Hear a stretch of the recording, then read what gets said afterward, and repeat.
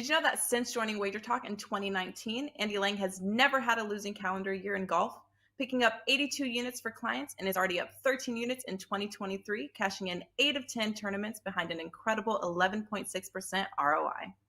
For a limited time, we have slashed his 1-year golf pass from $299 to $199, coming out to just $16.58 per month.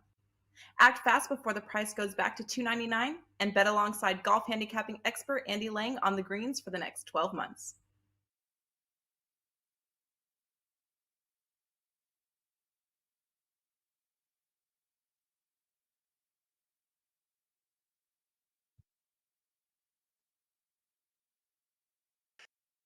Morning, guys, and welcome in here to Wager Talk TV. This is Puck Time. I am, of course, Andrew McGinnis, and I have Carmine Bianco with me here today. Of course, as always, it's just the two of us today, and just two games to break down, so we'll take care of things. We've got some props, we have some sides, we have some totals to go over for you. A wild night yesterday in the NHL, a big night as well if you are an underdog bettor. Whether you play plus 1.5s or you play the money line outright dogs, you probably had a pretty good night yesterday in the NHL. As for me, well, I cashed my best bet with Philly and Florida over the total here on Puck Time. Gave out some winners here, but unfortunately that best bet did not get there for me and my clients. The big play, as I did have Winnipeg minus the 1.5 goals. They win that one 2-1. But even though there's just two games, I'm actually pretty involved here today with some sides and some props. So looking forward to breaking down today's card with you, Carm, and hopefully cashing some tickets here on the ice, man. How you doing? Doing good, man. It's funny because yesterday was like one of those days. I went out to watch the games with my friends who are, again, all my buddies are Leaf fans. So we went to watch a game, and all they show is obviously the Leaf games. I did get home later on to watch my 5% play on the Flames regulation against Anaheim, which came in, and I'm very happy about it. But my buddies are just like, for the first two periods, they're like, look at us, look the way we're playing, man, so great against the New York Islanders. And then the Leafs in a span. And if you had the under, and I did, while I didn't release the under, I leaned on the under, and I had like a small wager on the under. It looked fantastic until the Leafs decided in the last 22 minutes of action in that game to allow 6 goals by the New York Islanders. And people wonder why I keep saying the Leafs and their goaltending are something that you're going to need to worry about come playoff time against Tampa Bay. But it is what it is. I think a small loss on the night because I had a couple small plays, a couple 2% and such. And I had an Aho prop that the books, our grading comes in from what the books report. And I think the books always get the Aho prop wrong. So I have to let our office know it was graded as like a no play, but it's because there's 2 Sebastian Ahos. And I think it picked up the New York Islanders Aho as opposed to maybe the Carolina one. And Aho in the Carolina games got 2 shots in the first period, couldn't get another shot in that period. They go on to beat the Rangers. But a couple of games today, they're tough ones. But before we get into that, Andrew, I want to mention something. And I want to put this stat up. I didn't put it up on yesterday's show for a reason. And the reason being, I didn't want to show this stat on how bad the Calgary Flames have been. And then a bunch of people buy my 5% play and wonder, how the hell is Bianco playing this Calgary Flames team? Look at this Flames team. 41 games decided by 1 goal. They've lost 26 of them, which is absolutely brutal. OT losses 15, the most in the NHL. Posts hit 77, most in the NHL. Comeback wins in the third. If you got the Calgary Flames and they're losing entering the third period, don't even watch it. Save some time. Go watch some Netflix. Grab a chicken Big Mac or something. And then losses when out shooting opponents by 10 or more shots at 21. And that normally means that they're losing, so they got to get a ton of shots on goal anyways. But such a stat on Andrew, on a Calgary team that we talk about, that they're like the toxic girlfriend. We keep playing them, but yesterday was such a good spot for them after getting spanked against the LA Kings. and going to Dan Vladar and nets. And I just thought the perfect bounce back spot against the Anaheim Ducks in regulation time at a low price, and they got it done. So I'm pretty happy about that. But can you believe these stats, Andrew? All right. Well, first of all, Carm, hats off to you for your 5% play, man. Congratulations. I apologize for not mentioning that off the top there. Great play for you and great bounce back for the Calgary Flames. So, I think it's a really good just thing to mention, and I'm sure you talked about it in your analysis, is that, back-to-backs aren't always a bad thing, right? I mean, you have that bad taste in your mouth. You want to get right back on track, and that's what the Flames did. But what I found the funniest about reading this list was that I was expecting when I was going through it for at least one of them to say like second in the NHL or third in the NHL. Every single one is like dead last or like the most posts hit. Like I had a buddy, he sent me this picture and he goes, well, this picture pretty much describes my gambling. He said, I'm the Calgary Flames of gambling. He thinks he's a super unlucky guy, but the third period comeback one, honestly, is the one that stuck out to me the most. Because any successful team has to be able to make a comeback. If you're going into a third period, you're down 2-1, you have lots of shots on goal, you have to be able to come back. But look, I remember back, a month ago, 3 weeks ago, you talked about the Flames missing the playoffs, and then I started talking about them on Prop It Up and kind of taking that pick with you at minus 130, and the prices just got better and better, and all of a sudden it just got worse and worse. So it was unbelievable how these prices are. And I think next year I'll probably do a lot more of these. Come February or March, I'll probably start betting these make or miss the playoffs because I think it's a really good time to do it. But good stuff with that 5%. And I mean, I texted Dave Koken about this, and he said, "Look, man, they're snake bitten. Like it's hard to even." They've still haven't been good, but it's hard to really look at these stats and be like, wow, the team has been pretty horrible. Like, how do you break a record? And then people wonder, and Andrew, you live and die by your goalies. We saw it at the beginning of the season with the Rangers. Shesterkin wasn't playing well, and the team wasn't playing well. But he stole them a lot of games last year when they were averaging, pretty much 2.5 goals a game. And but when you have a good goalie in net, you can get by. That hasn't happened with the Calgary Flames this year because they haven't gotten anything out of Markstrom, which is probably why at the end of the day, and we saw it in the playoffs last year, snake bitten as well too. But maybe that's why the Vancouver Canucks let him go as far as that goes. But this is the thing, is they haven't gotten anything from him. And the guy's got a big contract. It is tough. One stat I saw on Friday, and which I thought was extremely interesting, is about the Minnesota Wild. Before we get into these two games that we have today, and the Minnesota Wild, this doesn't include their last 3 games because obviously I saw this last week. Minnesota Wild are 32-5-5 when they have the lead at any point in the game, which is unbelievable. Literally any point in the game where they have a lead. So in the first period, if they're up 1-0, they're 32-5-5. It's a crazy stat that this team has basically won 32 of 42 games when they get ahead just at any point during the game. Obviously, it means more in the third period, but a lot of these numbers come with those first period leads for Minnesota. So it's a very interesting stat that I saw. I punch these into our Slack anytime I see them, so I'll remember them because I know if I jot it down somewhere, I'm going to forget where I jotted it down. And Florida Panthers as well, man. Like last year, they had so many comebacks. They had scored, they were the President's Trophy winners, and then this year, not as many comebacks. And you see the difference it makes in a team schedule. And 0 comebacks for Calgary is just that can't happen in an NHL season. But Carm, we have 2 games to get into today. We have the Colorado Avalanche hosting the Pittsburgh Penguins, and we have the Oilers hosting the Arizona Coyotes. Now, this first one is always a big game for anybody that lives where I'm from in the far east coast of Canada because it's Nathan MacKinnon versus Sidney Crosby, 2 guys from my area, and always a big matchup when these 2 superstars go head-to-head against each other. But, we're seeing a minus 160 here for Colorado, plus 135 for the Pittsburgh Penguins. Taking a look here at the total of 6.5, and I think it has to be announced here, kind of what Pittsburgh has been going through over their past couple games. I mean, they lose 6-4 to the Montreal Canadiens. They lose 4-2 to the Rangers. Next game, they follow that up 2 days later by losing 6-0 to that same Rangers team. And then they outshoot the Ottawa Senators by a large number. And they lose that one 2-1, running into a hot goaltender.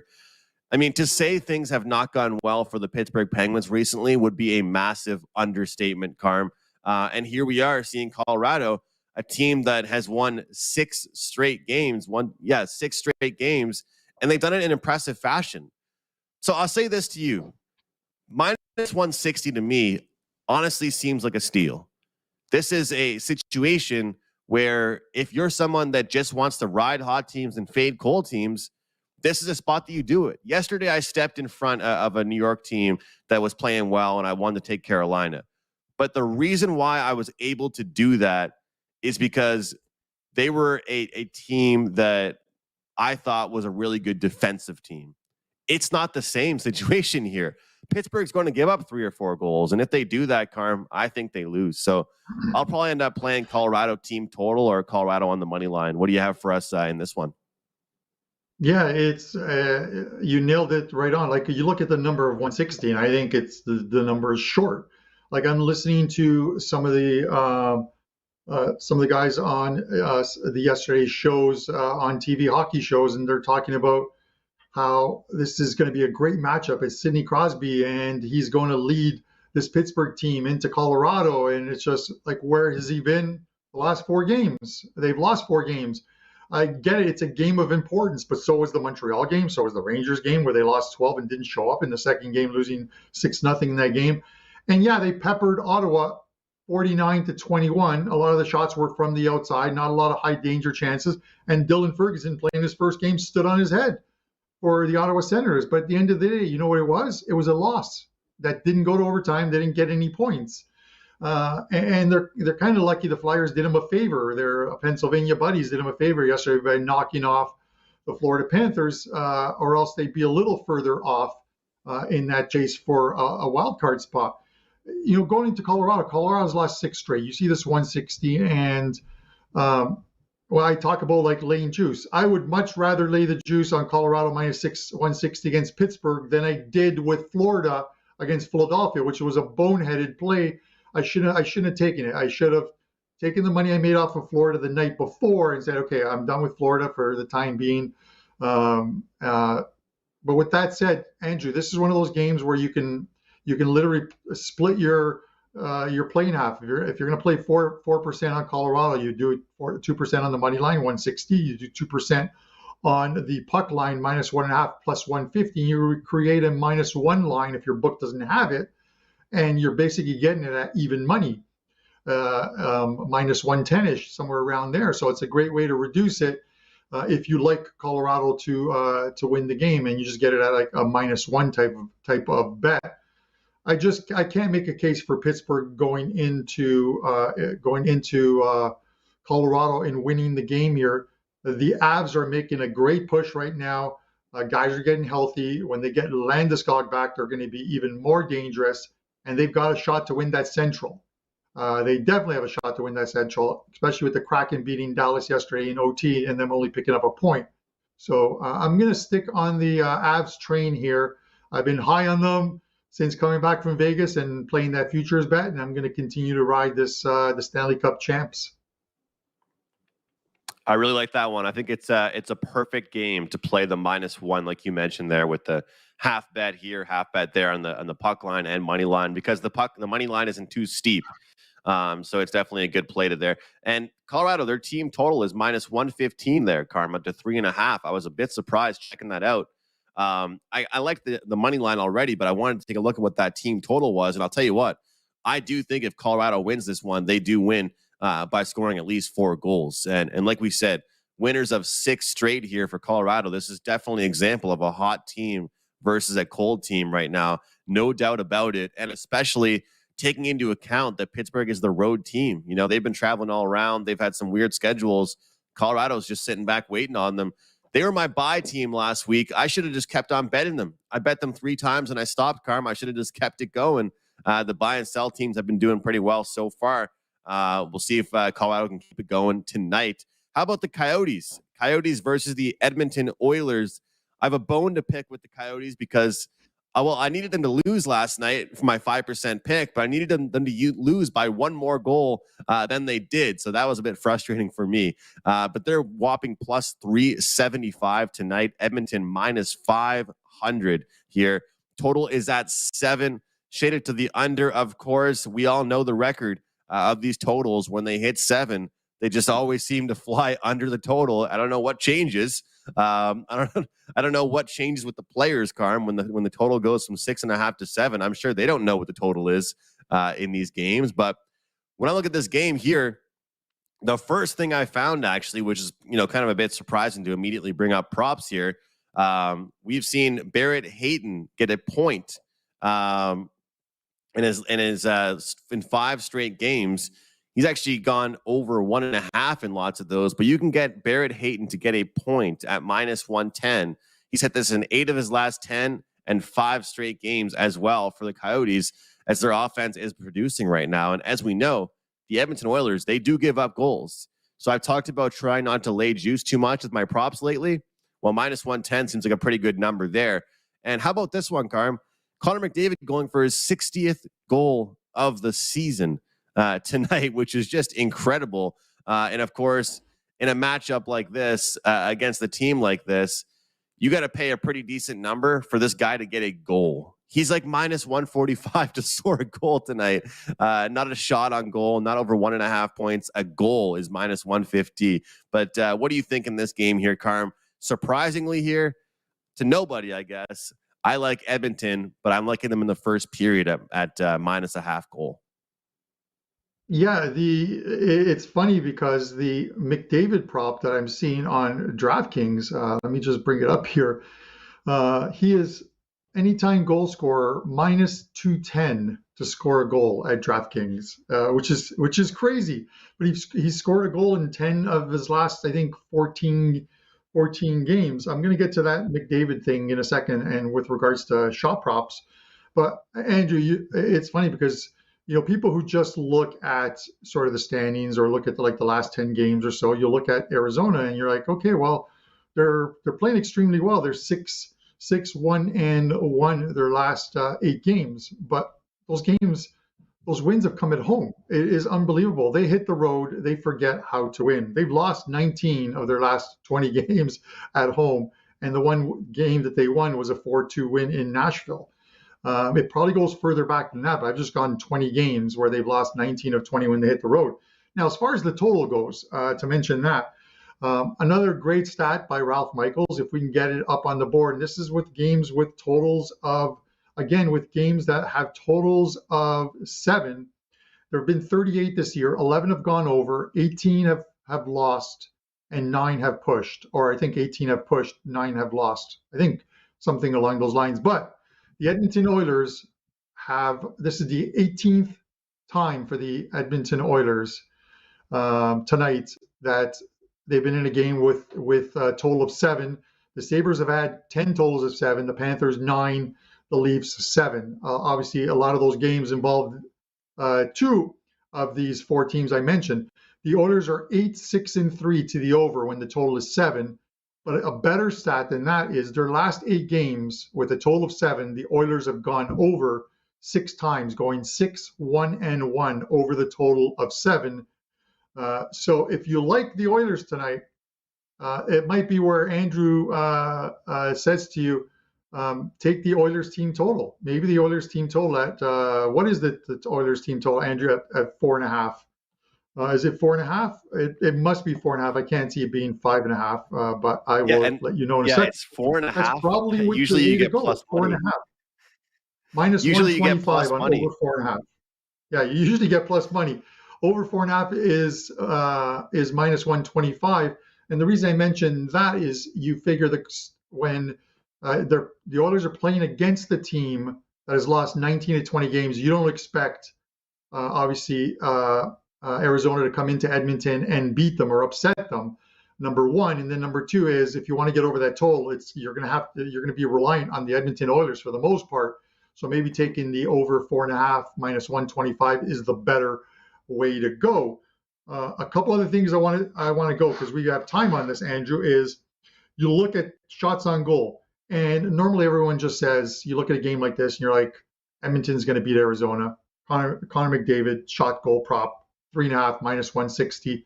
He's going to get 4 shots on goal. If you look at the Oilers in their 10-game segments, they're on a winning streak right now. They're pretty good. They're 8-2 their last 10 games, and McDavid has only gone over that 3.5 total 4 times. The 10 previous games where the Oilers were going through a rough patch, they were 3-7. McDavid went over that shot prop every single time, 10-0. What is the difference between the two, and why are they 10-game segments? Because obviously, when you're losing games like they were, he is going to be out there a lot more ice time and picking up a third shift in the third period where they shorten the bench, and he's out there pretty much every other line, so he's going to get those shot props. In a game in which they're winning, kind of like tonight, where you expect them to win, how much ice time does he get in the third period? Don't you conserve the guy if you're up 4-1 or 4-2? And then he's out there. He's not forcing the play. He's not trying to get shots on goal.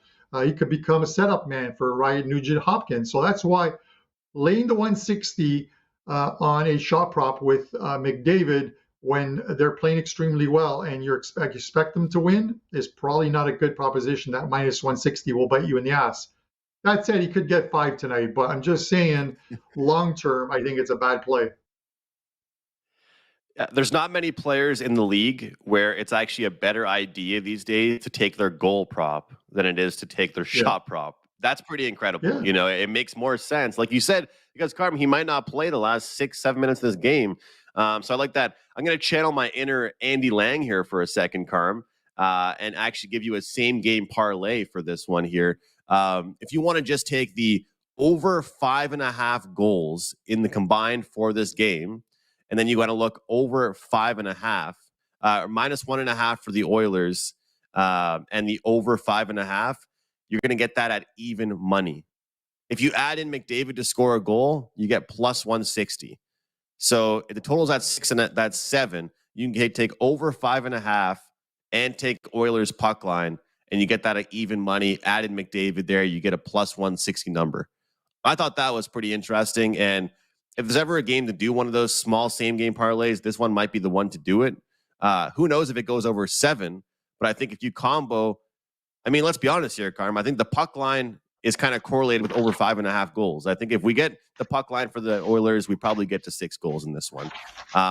Let's get into to best bets here, Carm. Anything else you have for this game? Yeah, no, I just want to sort of reiterate. I like that shot prop, number one. So I'm good with you on that one. Is sometimes even betting the unders. So the Oilers during this last 10-game segment where they've gone 8-2 are averaging 32.1 shots per game. Not a ton of shots for a team that is a high-scoring team over that span. So that's one thing. And then Andy Lang, who, guys, I was joking yesterday about that being Andy Lang's last show because we got some comments on the video afterwards, and it was pretty funny because we're sharing the comments in our group, and I'm like, Andy, do these guys really believe that was your last show? And then Andy goes, I believed it was my last show. I'm like, I'm not that convincing. Even my wife says that just because I laugh at my own jokes doesn't mean I have a good sense of humor. So with that said, Andy Lang will be on shows each and every week, especially going into the playoffs because he's very good with those shot props, Andrew as well too. But he mentioned betting unders in shot props. Evander Kane, Andrew, 3.5 is the number on Evander Kane shot prop. He's only gone over this 3.5 once in the last 10 games. He's 9-1 to the under on the shot props. That's just as good as finding a shot prop that is 9-1 to the over. So why wouldn't you bet the under in that? Would you look at something like that before we get into the best bet? Absolutely. And a team like that, I think that they've got a lot. I find that with the Oilers, it seems to me that every game there's a handful of guys that go way over their shots on goal numbers, but then a lot of times that's taking away from other players, right? It's kind of like what Andy Lang was saying about Artemi Panarin, right? There's so many talented players on that Rangers team now. Not every player can go over their total every day, and I feel like that's kind of the situation over there in Edmonton. You got Nugent Hopkins, you've got Hyman, you've got Draisaitl, you've got, of course, McDavid, you've got Yamamoto. He's over there doing very well. You've got Nurse. I mean, there's so many guys. So I like that one. I mean, you got to look towards unders as well. There's no doubt about it. You can't just be betting overs. And sometimes it's not because they're bad players. It's just because we feel like they're not going to get the volume of shots. And speaking of volume of shots, for me, I don't just look at the results of how many shots a player got recently. I look towards kind of how many shots they got. Did some of them miss the net? Did some of them get blocked? And that's the case with my best bet actually today on the show. I'm going with Jason Zucker from the Pittsburgh Penguins, over 2.5 shots on goal here for my best bet. This is a guy in his last several games, we've seen 5 shot attempts, 8, 6, 9, and 6. This is a guy that's unfortunately getting some shots blocked, getting some shots off the post, not having the best puck luck. We can argue that against Colorado, you have to fire everything you possibly can. We can also argue that the Colorado defensemen are really solid. They're going to shut down the top 2 lines. So guess what that means? Jason Zucker's line will get lots of production, will be out there on the ice quite a bit. I think him over 2.5 shots on goal is a great play for tonight. Just one best bet for me in the NHL tonight at Wager Talk. UFC going up today. Should be a great weekend of UFC. Had another profitable card last week, guys. I hit 2 plus 200 underdogs in the UFC last Saturday, so hoping to keep that going. And I have one college basketball play for Thursday that's going to go up after this show. So should be a great week, Carm. Only 2 games tonight. What do you have for us for your best bet? Yeah, best bet. I am going to go back to that Pittsburgh and Colorado one, and I'm staying away from the Avs players on this one just because the prices are too high, and then some of the players they're not even listing. I'm going to a Pittsburgh one and Chris Letang. He over his last 10 games or 11 games, he had to leave one game really early, so obviously that shot prop wasn't going to hit. But 8-2 over the total of 2.5 for Chris Letang, and if you figure they're going to need to get some shots on goal tonight to beat this Avs team, they likely will. And need a ton of shots. Letang's going to get a bunch of them as well too. So I'm going to take Chris Letang over 2.5 shots minus 130 as your show best bet. Let's see if we can hit one. You know what, Carm? I love that we've talked about props a lot more because everyone does it in NBA now. It's a big thing in the NFL, and I feel like this year we've definitely brought them to light. Last year we talked about them, but we've made it a lot more of a normal thing on the show. Let's cash these 2 tonight, Carm. We've got plays up at Wager Talk, but here are 2 best bets in the prop betting market. Chris Letang over 2.5 shots on goal, and Jason Zucker over 2.5 shots on goal. You can find both those players on the Pittsburgh Penguins. Guys, don't go anywhere. In 30 minutes, Wager Talk today coming up with Steve Merrill and Teddy Covers. Thanks so much for watching. We'll see you tomorrow.